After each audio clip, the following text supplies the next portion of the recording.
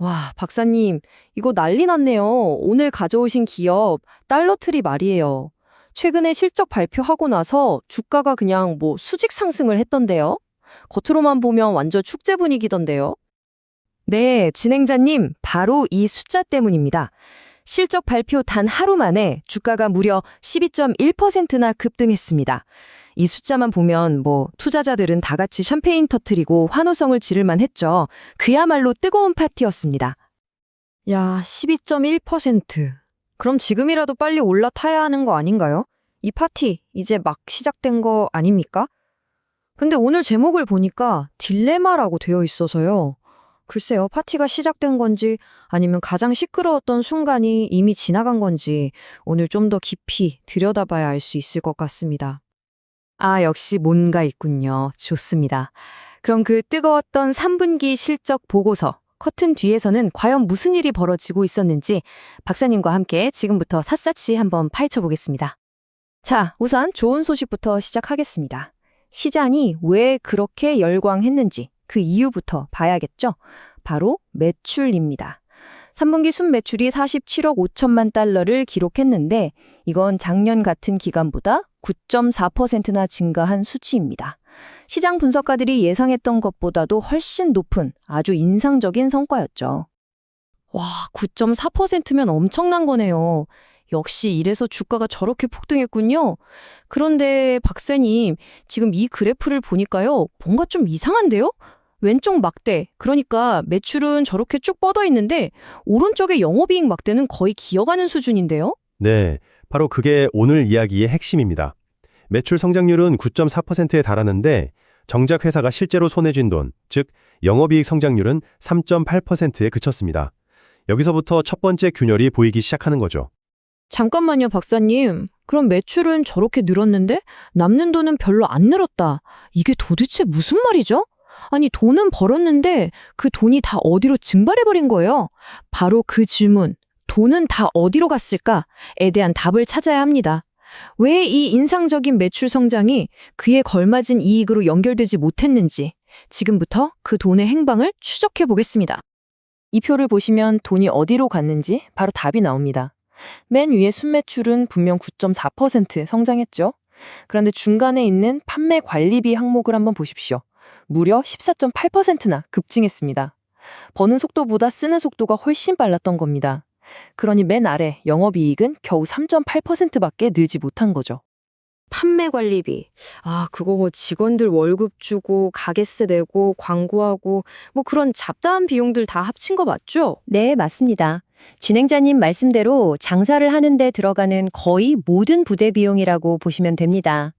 이 판매 관리비가 왜 중요하냐면 이 기업이 얼마나 효율적으로 운영되고 있는지를 보여주는 가장 직접적인 성적표이기 때문입니다. 아니, 근데 버는 속도보다 쓰는 속도가 더 빠르다니 이거 문제 있는 거 아니에요? 더 심각한 건 이 비용 증가가 일시적인 현상이 아니라는 점입니다. 자료를 보시면 새로운 가격 정책을 도입하느라 매장 인건비가 늘었고 전반적인 임금 인상에 보험료 상승, 또 매장 리모델링 같은 투자로 인한 감가상각비까지 전부 구조적인 요인들입니다. 이건 단기간에 해결하기 어려운 문제라는 뜻이죠. 아, 그러니까 한 번 쓰고 끝나는 돈이 아니라 앞으로도 계속해서 더 많이 나갈 돈이 늘어났다는 거네요. 이거 좀 심각하게 들리는데요? 네, 그래서 이 문제를 좀 더 큰 그림에서 볼 필요가 있습니다. 달러트리가 이 치열한 소매업계 전쟁터에서 과연 잘 싸우고 있는 건지 경쟁사들과의 성적표를 비교해 보겠습니다. 이 표를 한번 보시죠. 달러트리의 매출 성장률 9.4%. 분명 훌륭합니다. 그런데 경쟁사인 달러제너럴을 보세요. 매출 성장률은 4.6%로 달러트리의 절반 수준인데 시장의 반응, 즉 주가 상승률은 20.8%로 훨씬 더 뜨거웠습니다. 헐, 진짜요? 아니, 매출은 달러트리가 2배나 더 잘했는데 주가는 왜 저쪽이 훨씬 더 많이 오른 거죠? 시장은 바본가요? 시장은 바보가 아닙니다, 진행자님. 바로 이 한 문장이 그 이유를 완벽하게 설명해 줍니다. 달러트리는 3분기 성적은 최고였지만 앞으로의 연간 실적 전망은 가장 약했다. 즉, 시장은 당장의 성적표보다 미래의 가능성을 더 중요하게 본다는 뜻입니다. 아하, 그러니까 이번 시험은 1등 했는데 다음 시험도 잘 볼지는 모르겠다. 뭐 이런 거군요. 정확합니다. 자, 그럼 이제 저희 분석에서 가장 중요한 부분으로 넘어가겠습니다. 우리 투자자들이 가장 궁금해하는 부분이죠? 과연 달러트리는 앞으로 어떤 길을 걷게 될까요? 저희는 현재까지의 데이터를 바탕으로 3가지 미래 시나리오를 그려봤습니다. 네, 먼저 가장 긍정적인 투자자들이 꿈꾸는 강세 시나리오부터 보겠습니다. 지금 추진하고 있는 전략들이 모두 완벽하게 성공해서 주가가 훨훨 날아오르는 최상의 그림입니다. 오, 듣기만 해도 설레는데요. 이 시나리오가 현실이 되려면 구체적으로 어떤 조건들이 충족되어야 하나요? 크게 3가지입니다. 첫째, 1달러 외에 3달러, 5달러짜리 상품을 파는 다중가격 전략이 정말로 수익성 개선으로 이어져야 하고, 둘째, 계속 늘어나는 판매 관리비를 성공적으로 통제해야 합니다. 마지막으로 매장 리뉴얼 같은 투자가 실제 고객 수 증가와 매출 증대로 연결되는 것을 숫자로 증명해야 합니다. 그럴 가능성은 얼마나 될까요? 솔직히 말씀드리면 저희는 이 시나리오의 실현 가능성을 20% 정도로 보고 있습니다. 불가명하지는 않지만 앞서 보셨듯이 비용 문제가 워낙 구조적이라 모든 것이 완벽하게 맞아떨어지기는 상당히 어려운 과제라고 판단됩니다. 20%라 생각보다 박하네요? 그럼 반대로 최악의 경우는요? 상상하기도 싫은데요. 네, 이제 가장 비관적인 약세 시나리오입니다.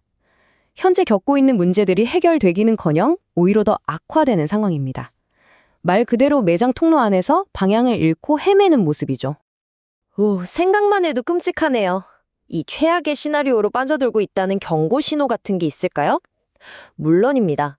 만약 판매 관리비 증가율이 계속해서 매출 증가율을 앞지르는 형상이 지속되고 다중 가격 전략이 오히려 기존 고객들에게 혼란을 주면서 달러트리만의 매력을 잃게 되는 경우, 그리고 결정적으로 경쟁사인 달러제너럴에게 고객을 뺏기기 시작한다면 이 시나리오가 현실이 되고 있다고 봐야 합니다. 이럴 가능성은요, 저희는 30%로 강세 시나리오보다 오히려 조금 더 높게 보고 있습니다. 재무 데이터에서 드러난 비용 통제의 어려움과 치열한 경쟁 환경이라는 위험 요소를 반영한 결과입니다. 긍정적인 시나리오보다 부정적인 시나리오의 가능성이 더 높다니 충격적인데요. 그럼 박사님이 보시기에 가장 유력한 시나리오는 뭔가요? 네, 바로 이 기본 시나리오입니다. 성공과 어려움이 뒤섞인 채 느리지만 어떻게든 앞으로 나아가려는 모습, 현재 데이터로 볼 때 가장 가능성이 높은 미래입니다. 구체적으로 어떤 모습일까요? 4단계로 설명해 드릴 수 있습니다. 첫째, 매출은 지금처럼 완만하게 계속 성장할 겁니다. 하지만 둘째, 비용 문제 때문에 이익률은 계속해서 압박을 받겠죠. 셋째, 회사는 이 문제를 해결하기 위해 조금씩 운영을 개선해 나갈 겁니다. 그 결과 넷째, 주가는 폭락하지도 폭등하지도 않는 안정적이지만 다소 지루한 흐름을 보일 가능성이 높습니다. 이 시나리오의 실현 가능성은 50%로 가장 높게 보고 있습니다.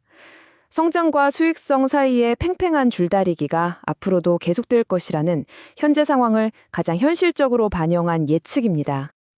알겠습니다. 자, 그럼 정리해보죠, 박사님. 시나리오도 다 들어봤는데, 그래서 우리 투자자들은 앞으로 뭘 봐야 합니까? 복잡한 건 다 빼고 딱 한 가지만 짚어주신다면요? 결국 모든 것은 이 질문 하나로 귀결됩니다. 달러트리의 새로운 전략들이 과연 폭발하는 매출만큼이나 빠르게 진짜 이익을 성장시킬 수 있는가? 이 질문에 대한 답을 찾아야 합니다. 다음 분기, 그리고 그 다음 분기 실적 보고서에서 매출 성장률과 영업이익 성장률, 이 두 숫자의 격차가 줄어드는지 아니면 더 벌어지는지 그것만 지켜보시면 됩니다. 그 숫자가 달러트리의 미래를 말해줄 가장 중요한 열쇠가 될 겁니다.